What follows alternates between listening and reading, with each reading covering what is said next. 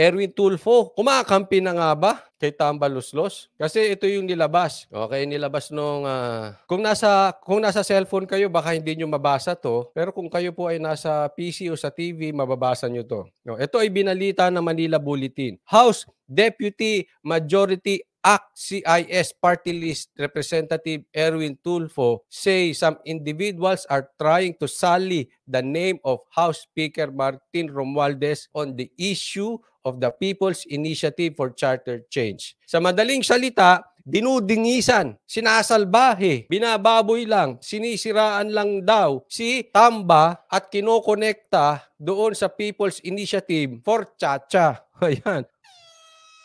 Anong nangyari sa'yo, Erwin Tulfo? O sabi, dito tinagalog, siguro sinisiraan lang. Erwin Tulfo says Speaker has nothing to do with PI. O eto, pakilagay nyo po sa mga manunood ng replay. Kayo po ba ay naniniwala pa kay Erwin Tulfo? O, kung naniniwala kayo, lagay nyo lang po dyan, oo. Kung hindi, sabihin nyo lang po, hindi. Kasi sabi niya dito, sinisiraan lang daw si Romualdez patungkol dito sa PI. Wala daw siyang kinalaman sa PI. Itong People's Initiative. Ang dami na pong nagsasabi, ultimo pinsan niya si Senator Amy sinasabi na sa kanya. Sabi nga niya, kung ako ang presidente, sasabihin ko yan, magsitigil kayo at babatukan ko yung mga yan. Ultimo pinsan, pinagbibintangan siya. Ngayon, naniniwala ba kayo sa sinasabi nito ni Erwin Tulfo? Sige nga. Again, sa mga manunood ng replay, maraming salamat sa inyo. Binabati ko po kayo kasi karamihan ng mga ating mga viewers po ay 90% ng ating viewers nasa replay. Maraming salamat po sa inyo. Pero maging interactive po tayo. Lagay nyo dyan. Then, kung naniniwala kayo sa sinasabi ni Tulfo nang walang kinalaman si Tamba sa PI, yung pagpapapirma. Kasi ang PI ay People's Initiative. So, dapat yan manggagaling sa taong bayan. Kaya lang pinapapirma galing sa mga politiko. So, hindi People's Initiative. Politico Initiative yan. Sa katunayan nga, parang Tamba Initiative pa eh. O, di ba? So, naniniwala ba kayo walang kinalaman si Tamba? Kayong bahala. Kung sa tingin niyo hindi kayo naniniwala, lagay nyo lang hindi. Walang problema. Kanya-kanya tayong isip dito eh. Pero kung ako tatanungin nyo, in my opinion, naniniwala ako may kinalaman dito si Tamba. Tamba Initiative to. Bakit? Pambihira, pati pinsan mo, kaalyado mo pa, sinasabi, ikaw ang meron dyan.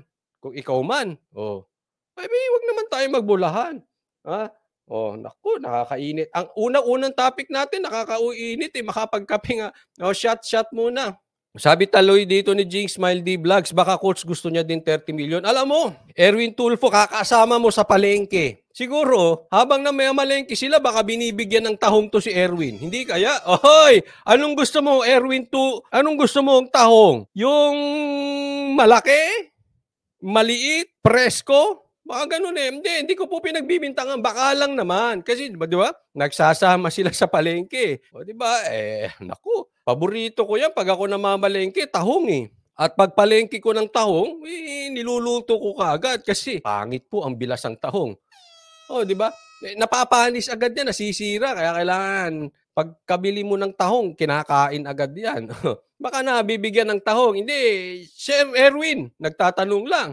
Baka hindi kaya nabibigyan kayo ng tahong. Naku, anong tahong ba type nyo? Hindi, nagtatanong lang naman, ha?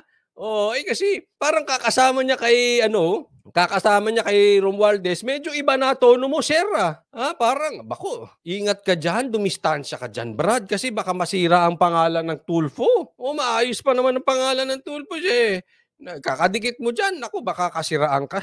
Naku, kasiraan ka sa pangalan ng Tulfo.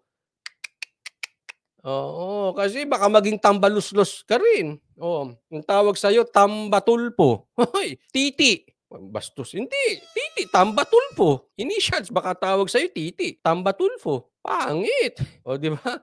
Ako. Hindi kasi nung nagsasama siya talaga dyan, iba hindi ko nga alam ano ba talaga ginagawa nyo sa palengke? Yan ba ay trabaho ng congressman yung pagpupunta nyo sa palengke? Yan ba ay kailangan? Wala ba kayong tao? Hindi, kasi alam niyo po, sa totoo lang, ewan ko sa inyo, ako, in my opinion, napakatrapo ng galawan niyo, papunta-punta pa kayo sa palengke, parang walang kuwenta. Anong gusto niyong mahita kakapunta niyo sa palengke, 'di ba? Tapos kukuhanan ng video, tapos ilalabas ng mainstream media. Ano pa nga ba 'yun, 'di ba? Parang drama, soap opera. But anyway, karapatan naman ni Tulfo ipagtanggol si Tamba, baka lang mamaya mabansagan kayong titi, mahirap na. Kasi sa ngayon talaga, bagsak po ang trust and approval rating ni Speaker Romualdez. Baka mababahiran ng inyong apelyido. Baka kasiraan ka pa, magalit sa iyo yung mga kapatid mo. Di bali sana kung, naku. Sabi ni Donnie Brown na Pinay, gusto ni Tulfo tahong ng mga beauty queens? Oh, may tahong ba mga beauty queens? Sabi ni Brown na Pinay, talaga to si Brown na Pinay. Meron silang puwesto sa palengke, yung mga beauty queens? Hindi ko alam kung may tahong yung mga beauty queens, ano. Please explain further, Brown na Pinay. Sabi ni Tita Liza, si Tamba ang initiator ng tahong. Initiator ng founder ng PI. Ayan. Sabi ni Concepcion Maninang, kasama doon sa pag-raid ng bigas si Erwin at Tamba.